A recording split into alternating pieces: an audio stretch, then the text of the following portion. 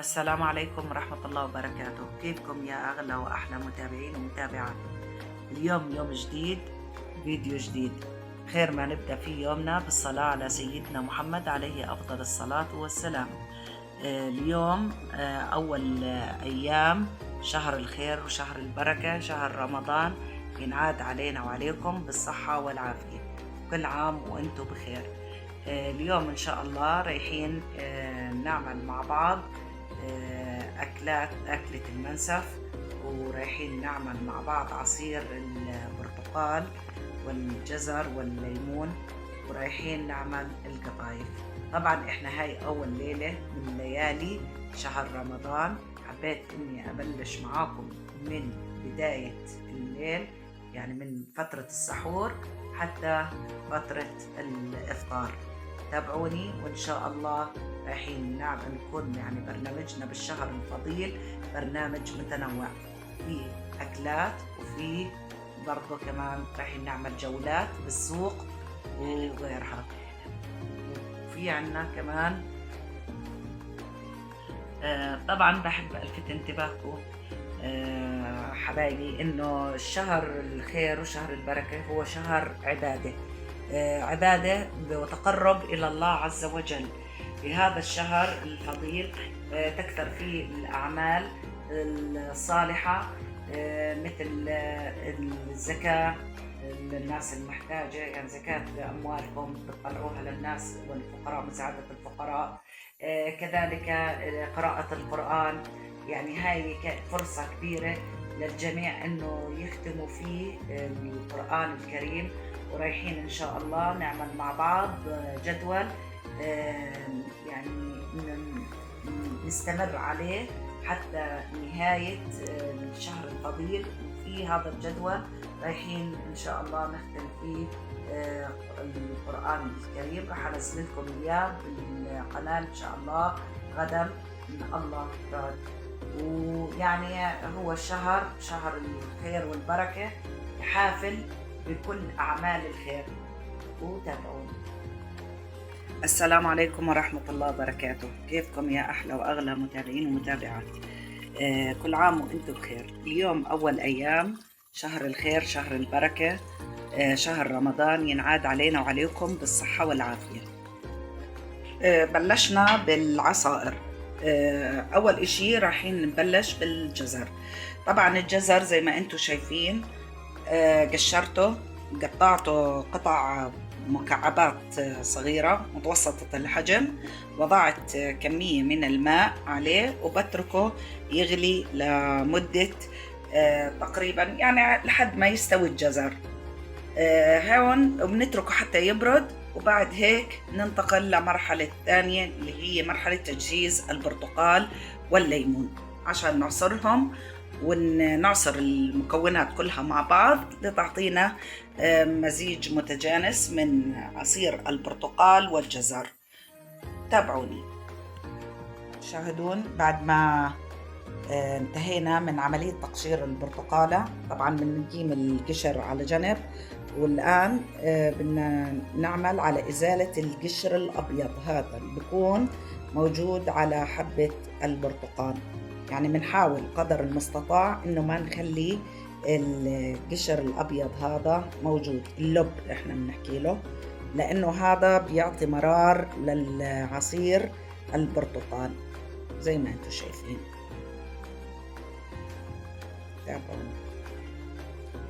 هنا من إزالة اللب الأبيض.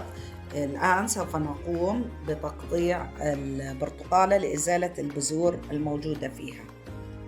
طبعا الكمية كلها إحنا بنعملها بنفس الطريقة، يعني بنقيم البذر زي ما أنتم شايفين، عزلناه لأنه البذر كمان بيعطي مرارة للعصير.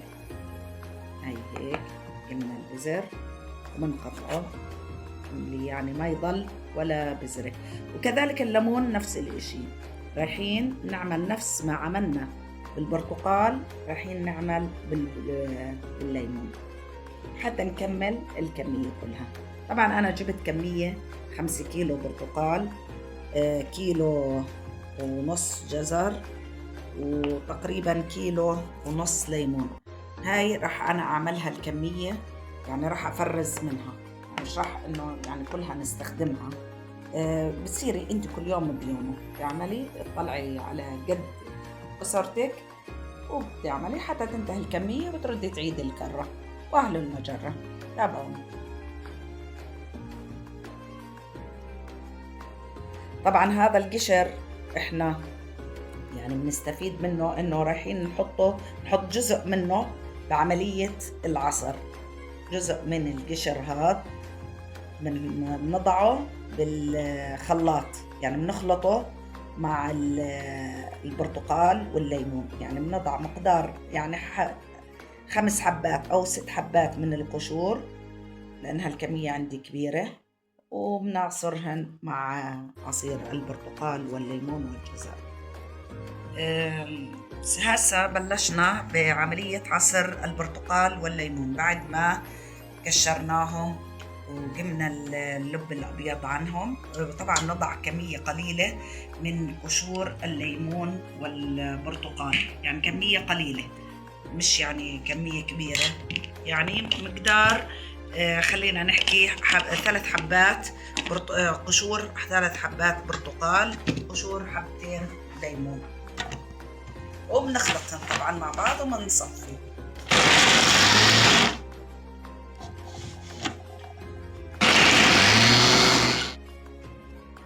بعد ما نضع الليمون والبرتقال بنضع كمية من الماء يعني تكون مناسبة له لتسهيل عملية الخلط.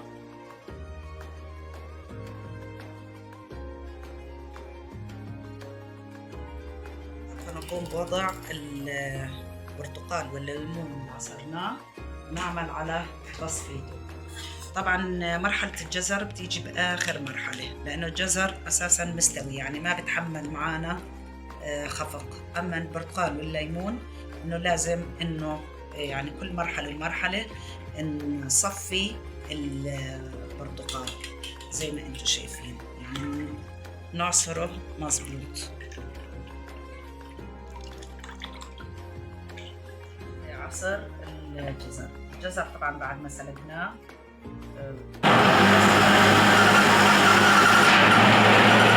زي ما انتم شايفين الجزر بعد ما احنا سلقناه وعصرناه صار بالشكل هذا. نعصره ونضعه فوق عصير البرتقال والليمون.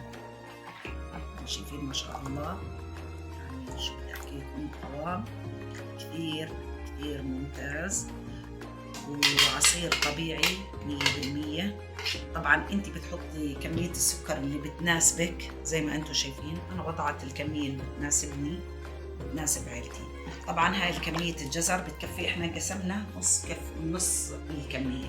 طبعا هاي الكمية برجع بفرزها لكمية البرتقال المتبقية وبنستخدمها مرة ثانية، وهيك بكون عصير البرتقال يعني ما شاء الله جاهز. وتابعوني نكمل بشوي. وضع البصل على اللحمة. طبعا بعد ما أزلنا الريم تاع اللحمة بنضع البصل لأنه البصل بقيم زفرة اللحمة زي ما انتم شايفين. طبعا احنا بدنا نعمل منسف. المنسف يعني ما بده هذيك البهارات، نستخدم اللهم صل على سيدنا محمد الفلفل الأسمر، وبنستخدم حب الهيل بس، يعني هدول اللي بنستخدمهم مطيبات. يعني وأول يوم رمضان لازم، يعني بالأردن عندنا بالأردن أغلب الأسر تعمل المنسف، يعني نبدأ ببياض. بلشنا بوضع اللبن على النار ومنحركه على تحريك هادي. يعني اللبن أنا اللي استخدمته طبعا خليط بين لبن البقر ولبن غنم، يعني بحاجة إني أحركه بتحريك مستمر حتى إنه ما يعني يفرط معي. أما لو كان غنم أو نعاج لحاله عادي بدون تحريك بصير ما بيفرط اللبن، وبنتركه حتى يغلي. وبعديها بنضعه على اللحمة اللي احنا سلقناها. الآن انتهينا من عملية غلي اللبن. وضعنا اللبن فوق اللحمة بعد ما استوت، ووضعنا مقدار معلقة سمن بلدي كمان عشان يعطيه نكهة طيبة. شايفين ما شاء الله قوامه يعني كتير قوامه ممتاز. هيك بنكون انتهينا من اللبن. بضل علينا اللي هي الرز إن شاء الله.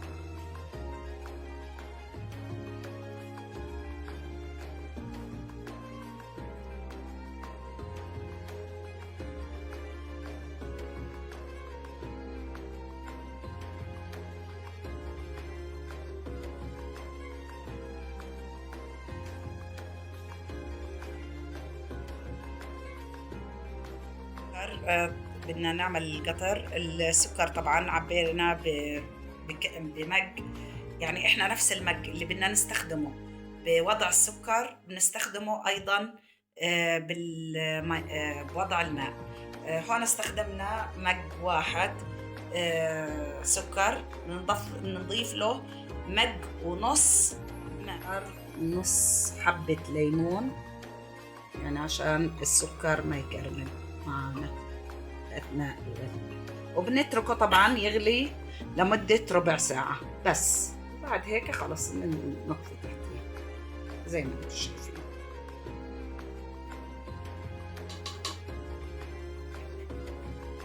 بنحرك طبعا السكر. والآن سوف نقوم بتجهيز حبات القطايف. طبعا رمضان مشهور بحلوياته، وما بحلى إلا بذكر الله طبعا والدعاء وقراءة القرآن وبالتحلاية الحلوة. احنا استخدمنا القطايف، استخدمنا الحشوة الجبنة والقشطة. طبعا الجبنة بنجيبها بتكون محلية، يعني حلاوتها معقولة، بتكون يعني مخصصة للحلويات. بنضع كمية بسيطة من الجبنة بحبة القطايف وبنغلقها مزبوط. يعني حاولي إن قدر الإمكان تشدي عليها عشان عند عملية الشوي أو القلي ما تفتح معك. وكذلك نفس الإشي القشطة، يعني نفس الوضع، نفس ما عملنا بالجبنة بنعمل بالقشطة زي ما انتم شايفين كيف يعني ما شاء الله. وهيك يعني هاي بترجع إليك طبعا بعد ما تعمل الكمية كلها تجهزيها. بدنا في يعني في ناس بحبوا يشووا شوي بالفرن، في ناس بحبوا يقلوا. أنا من النوع اللي بحبه قلي، يعني عندي عائلتي بتحبه إنه تاكله مقلي يعني بالزيت. طبعا هنا الزيت حتى لو انت قلتيه ممكن تقولي انه كمية كثيرة وكذا ممكن يمتص زيت، لا ما بيمتص هذيك. لما يكون الزيت حامي درجة يعني حامي جدا، على السريع بياخد لون وبياخد قرمشة، يعني ما بسحب زيت كثير، بالعكس يعني زيته بيكون بسيط جدا. وبنفس الوقت بس قد ما تقليه بتحطيه على ورق ما يمتص الزيوت، وبعد ما بتقليه مباشرة بتحطيه بالقطر. القطر هنا يعني بكون بارد، فمن قلبه مزبوط علشان يمتص القطر مزبوط. وبهيك صحتين وعافية بنكون انتهينا من عمل الحلو. واللي وصل معاي لهاي المرحلة بتمنى انكم تدعموني بلايك وشير، وانكم تشاركوا الفيديو مع أصحابكم ليصل إلى أكبر عدد ممكن، وتابعوني بالأيام الجاية.